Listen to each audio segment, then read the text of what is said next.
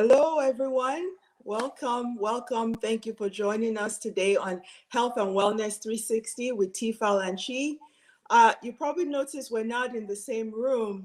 Hey, Right. Chi, miss Hey, you. hi, honey. Miss you too. Thank you so much for joining us today, this Saturday morning, this busy holiday season, spending your time with us. Please let us know where you're joining us from. Type in the chat, let us know where you're joining us from this Saturday.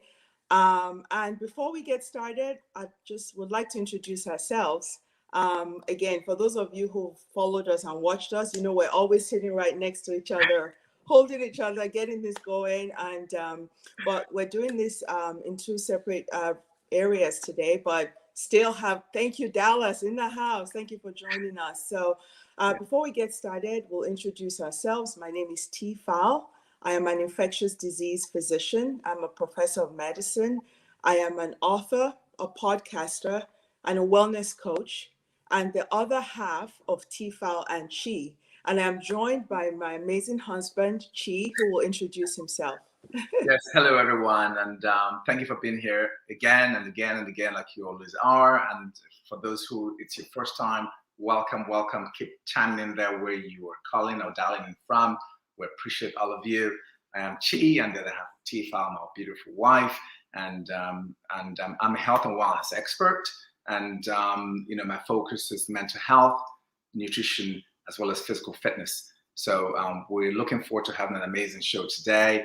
We're going to be talking about stress management, especially at this time of the year where we know there's so many stressors out there. How do we mitigate them? What do we do about them? How can we protect ourselves, our families, and our loved ones? So it's going to be a fun show today. It's good. 30 minutes runs by so fast. So before we go ahead, why don't we ask you, what at this time of the year, what are the things that stress you out the most? What stresses you out the most at this time of the year? Why don't you try and put that into the comment box there so we can see what you deal with, especially at this time of the year. And as you're doing that, TFal, I'm going to ask you this question, all right? So, are you ready for it? Yes. Let's do this then. So, as you know, as a doctor, and I want to ask you, metabolically, physically, emotionally, and all that, what do you see? What happens to the body when the body is in a stress mode for extended periods of time? Because we know that some level of stress can be good because that's our body responding to kind of stimulate something. But when we're in this long and stressed period of time, can you share with us and the audience what happens to the body physically and all that? Wow. Thank you so much, Chi, for that question. Mm-hmm. And please type in the chat what stresses you out. We'll talk about that. Thank you. And you brought it up right off the bat that stress is part of our normal body's reaction to stimuli, and that it's set there to protect us, right? From Right. danger. It tells you when to run, when to fight, when to move away. But when it's gone on prolonged. So when our body perceives stress, what happens is there's a part of our brain called the hypothalamus that sends signals to our adrenal glands and secretes adrenaline and cortisol. And you and I have talked about these hormones, right, during our prior shows. And both of those hormones are there to, like, the increased adrenaline gets you the rush, right? It gets your heart rate going, it gets your blood pressure up, it gets your energy levels up. That's what primes you to run from stress, right? Or whatever that danger is. Right. And cortisol, what cortisol does is it pushes out glucose into your bloodstream, to your brain, because you have to do a lot of thinking and all that. And usually the regular stress is supposed to be short-lived. When chronic stress goes on, think about it, that means your heart rate is up all the time, your blood pressure about your cortisol is up. That causes a lot of symptoms. So anywhere from just people have headaches, back pain, chest pain, chest tightness. Our skin is such a big organ. So people have like skin issues, they have GI digestive issues. But in addition to those things, and then they have things like high blood pressure. So chronic stress has been linked to high blood pressure, heart disease, strokes. And I know you have a background in mental health. So what are some of those things? I was going to ask you that. So you mentioned some of the factors we see there. Things like obesity are also a huge piece, because you talked about cortisol. Obesity is another huge piece when we're in a long state of stress. So it could happen in so many different ways. You could either lose an unimaginable amount of weight, or you can gain an unimaginable amount of weight or lose them. So it's either go up or go down, and Right. it could be drastic. It could take a long period of time. And that kind of stress, when it happens to you in that way, when you have lost a huge amount of weight or gained a massive amount of weight, it is so difficult to then begin to come back down and reduce that. So go ahead, honey. No, like you said, because those hormones are just primed and they're not regulated, because it's supposed to be a down regulation, and that's that. And my question to you was, I talked about physical things. What are some of the mental health things that you're aware of in terms of chronic stress? Of course, and I know Kim mentioned family stresses, so we're going to come back to that in a minute. We saw that, but family issues are a big piece for you, so we'll talk about that in a minute. But in terms of other manifestations, our mood, the way we move, feel, and think, the way we think and the way we're around people, when we are stressed out, it manifests in the way with actually your face. You won't even be able to tell, but others can tell. The way we begin to have, certain kind of mood changes, and which sometimes you may not realize, but other people see it in you. And that's why it's very important that if you begin to realize any kind of stress or changes in your mood, it's very important to seek out the help of a professional to figure out exactly what's going on. Realize what the triggers are. So if you realize what the triggers are, we talk about this TFal, about you either remove the source. If you can't, you remove yourself. If you can't remove yourself, then you learn how to manage it. Is that correct? That is absolutely correct. And I kept coming back to with your extensive background in psychotherapy and mental health, the impact of this stress on anxiety and depression. I know you have some numbers for us, which we'll talk about. Yes. But the point you brought around triggers and being able to identify those. And, we think about stress, and Kim, I think, had said family issues.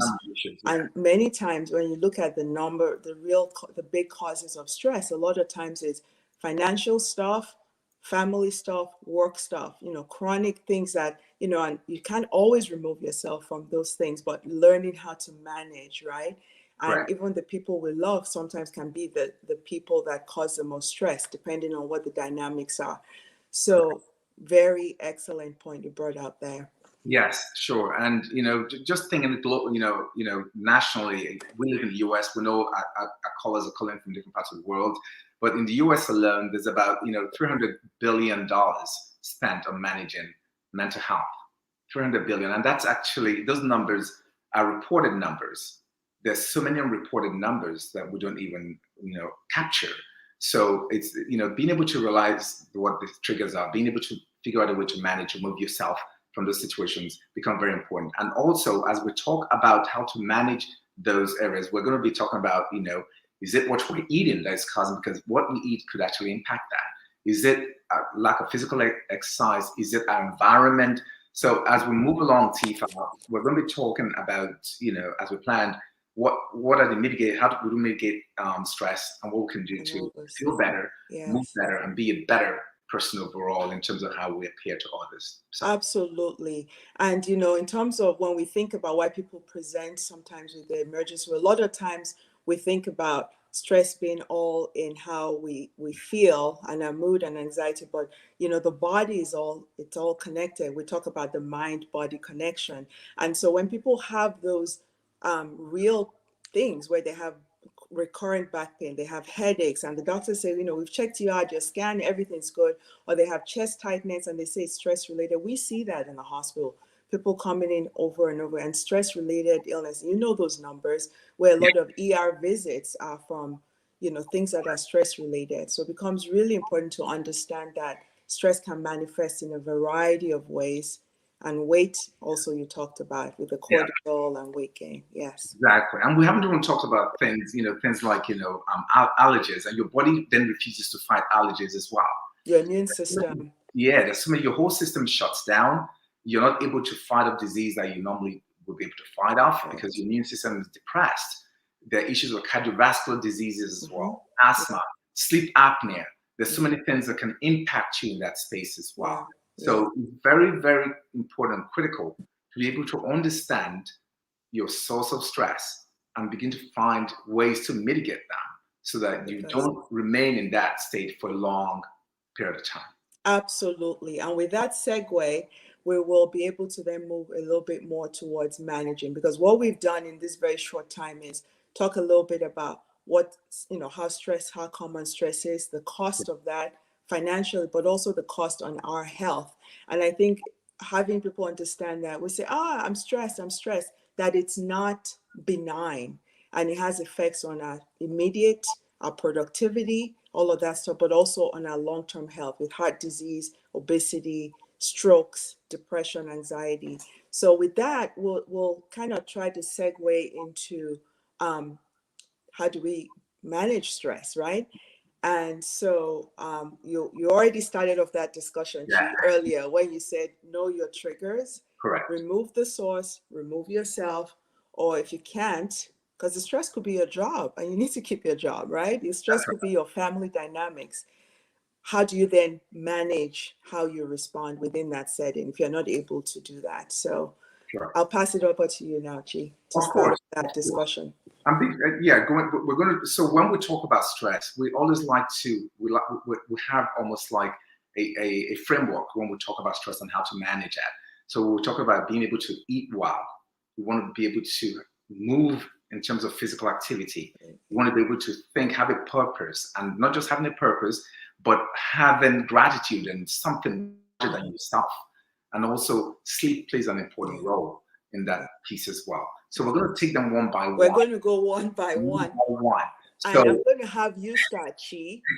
And Kim says, yeah, I'll read in my mail as well. But before we do that, we yeah, would like you to just share with us and share with other people who are watching with you. yeah, How do you manage your stress? It'll be important, when we go back and read the comments there to see how some of the strategies we talk about, maybe things you're already doing, because we all have ways in which we cope.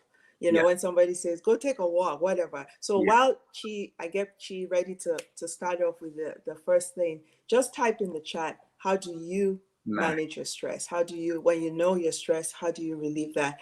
And so Chi, So you start off with some yeah. of these strategies. So yeah, even before we even jump into the strategy as well, right, I would just want to talk about how also life expectancy and also income is a huge issue there in terms of stress as well. And when you look at studies, it shows that people in the top 1%, because of stress and all that, typically live 15 years longer than those at the bottom 1%. Mm-hmm. People in the top 1%, economy-wise, socioeconomic-wise, live a lot longer, 15 years to be approximate, 15 years longer than those in the bottom 1%. Yeah. So there's a big issue there with stress, life expectancy, and take-home Yeah. income. And since most, the vast majority of us won't be in the 1%, we have to figure out how we navigate life in Exactly. where we are, because, Exactly. the And that's issues what of the we're going 1%. to exactly. So, no, that's great. Thank you for sharing those numbers. And I saw breathing, walking, a couple Okay. of things. Yeah. Yeah. So you want to start off with Yeah, for me, so in terms of eating well, what we eat, what we put in our bodies has a direct correlation to the way we move, think, and feel. What we put in our bodies. If you watch one of our shows on gut health, if you can, we have a bunch of shows out there. We did one especially on gut health and how what we eat releases hormones into our bodies that impact our mood. So if we are eating high nutritious foods in terms of we're getting a lot of protein, we're getting a lot of vegetables, we're getting complex carbohydrates, complex sugars that you get from fruits and nuts, that you get a lot of complex carbs in there as well, your mood would definitely be different. When you eat well, not just eating well, but also doing well with your water intake, what you drink. It's very important that you always, always make sure that water is a huge piece of what you do each and every day. If you're in your car, you have a bottle of water. If you're by your bedside, if you're wherever, you make sure water is a big, that's right, you have yours. I love it. I love you, babe. Good job. So it's very important that what you eat, limit junk food. Over 70% of what you find in stores today have added sugars in it. Those added sugars have a huge negative impact on our lives and the way we move and feel and our mood as well.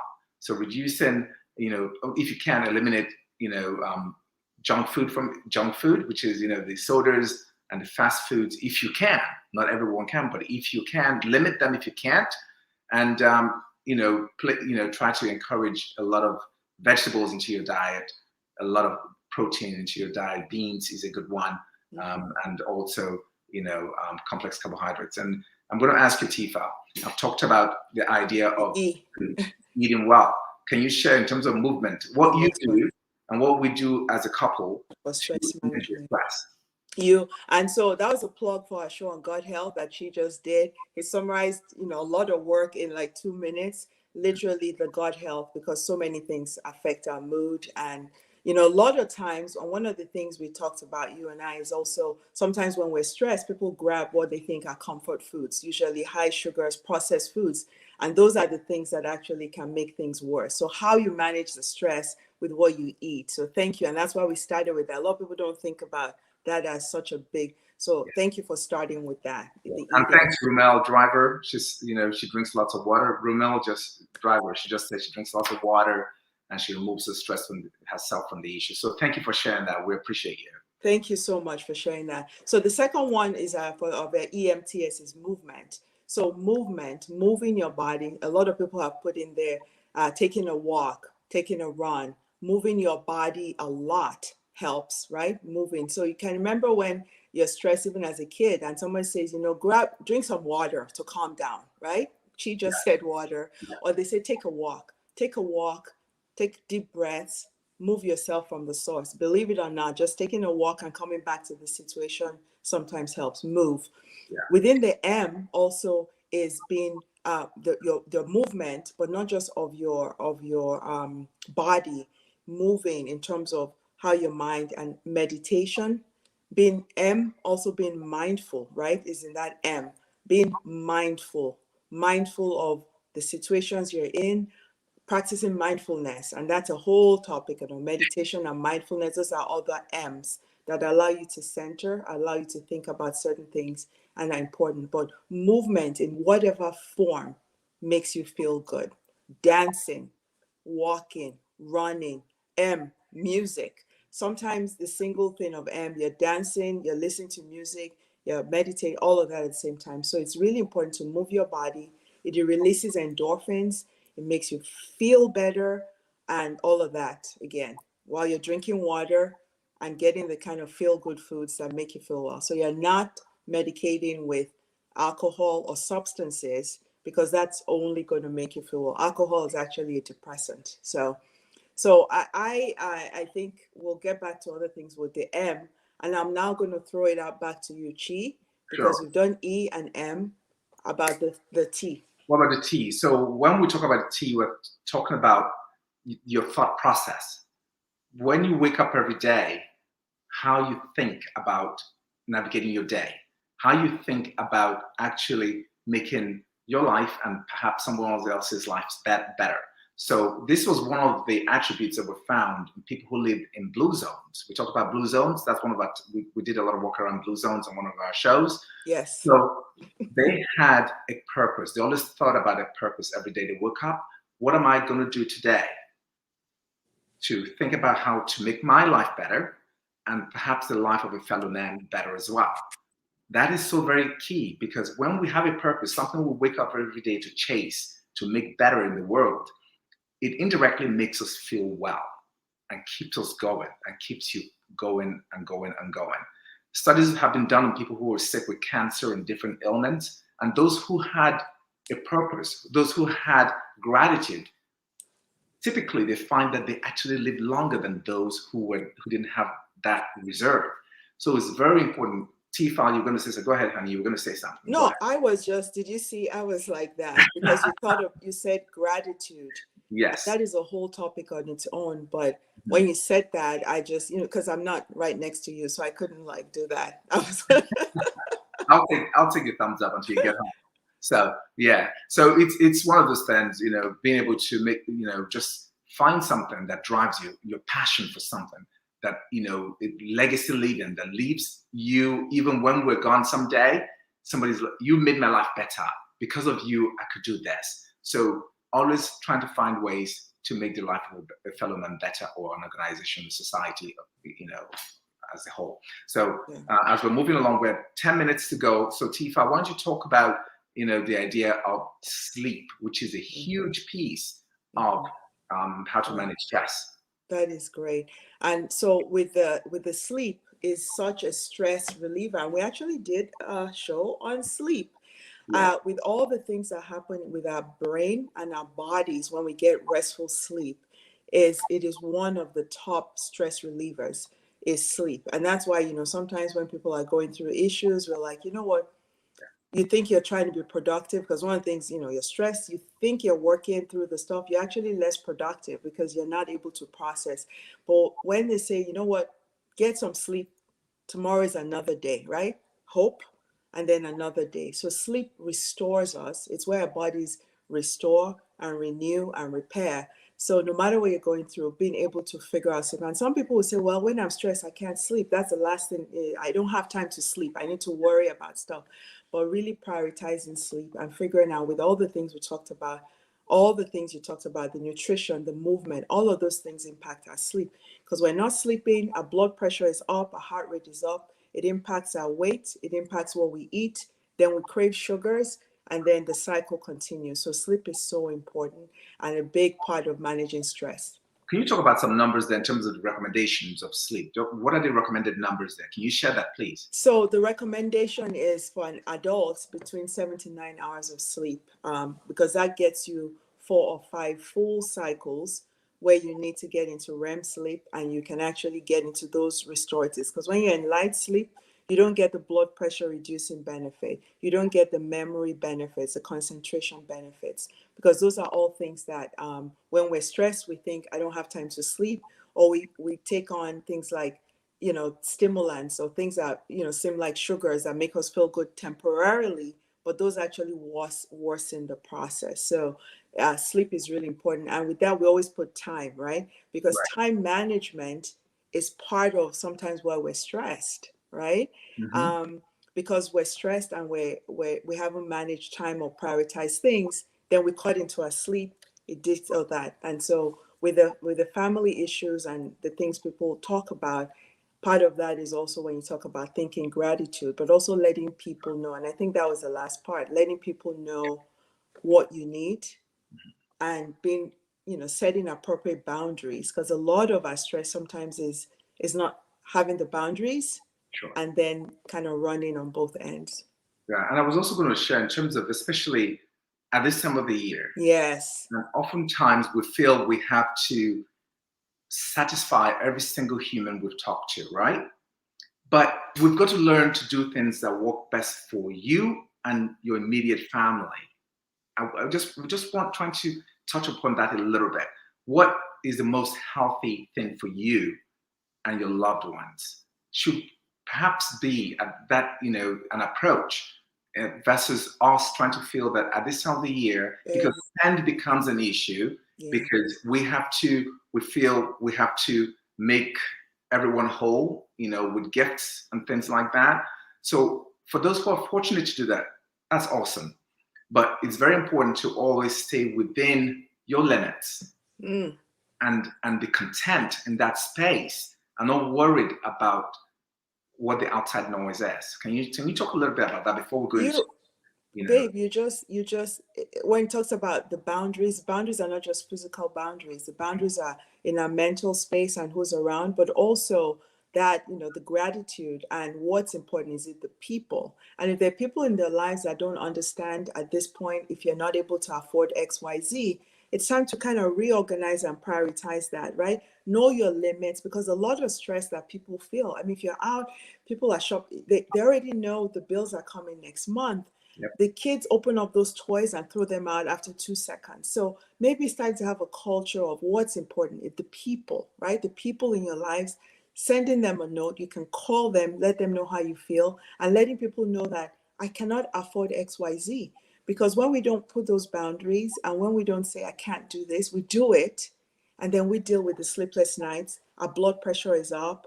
So the time, the boundaries, not prioritizing what's important, practicing gratitude, all the things we talked about, stress management, are things we can do. Get up, take a walk, dance, meditate, pray, prayer, spiritual, whoever, however you believe, all of those things.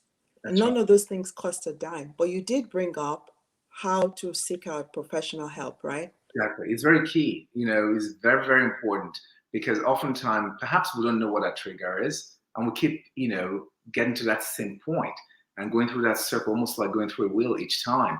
But as soon as we figure out what that stress trigger is, we can figure out how to mitigate it. And if we can't, we'll move away from it. We just have to find a way to, remove ourselves from long stress and being in that state for a long period of time. So as we have about maybe four minutes to go here on this show runs by so fast. It's a 30-minute show. So we're going to talk about, what, make it make sense today. And that make it make sense today, honey, we're going back to about in terms of sleeping and getting those numbers in, making sure those numbers are critical. Not everyone is going to be able to make that 7 to 9 hour limit. Not everyone. We know that because people have different Needs. job situations and different needs, but those are recommended so that you can tell from yourself where you are. If you're just getting 4, you probably need to get a lot more. If you're getting more, awesome, if it fits into your lifestyle, because everyone's lifestyle is different. But if you can find a way to come to that point where you're getting between 7 and 9, that provides an optimal restorative and also restful time for you. For you, absolutely. Thank you. So that was making make sense was the sleep, and for the for issues, just approaching stress, knowing that it is something we don't want to have constantly. Our lives are busy and everyone's stressed sometimes, but coping with those strategies, incorporating all the things we talked about, and understanding that your life has a purpose and being grateful. Being grateful for what you have and who is in your life, and prioritizing our time and putting in boundaries. Boundaries are to help us, not to shut people out. They're to make us better people. Because when we're working on on empty flames, we're not productive and we're stressed and tired. And the loved ones that we think we're stressed out trying to take care of don't even know that we're up at night stressed. TFal, before we go here, can you share what's coming up January 8th?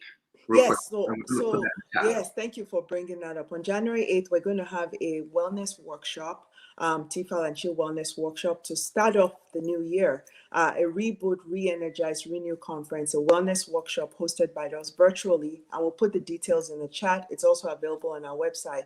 It's a demonstrative 90-minute workshop to re-energize you and start the year off. There'll be hands-on demo led by Chi and I on getting your year started. We'll talk about nutrition, exercise, meal planning, and how to really make generational health start. So this is really important. Yes. We're actually going to have a demo that day. We're going to have a live demo. We're going to make, live demo, make simple salads with the audience. So we encourage you to go to our website. We're going to put the link also in the post, chat today, so you can see the link and you can register for the event. Yes. It's going to be fun. When we're looking forward to it, because we know everyone, we always think about what are we going to do to be better in the coming year. Yes. We want to give you tips and things that are practical you can do.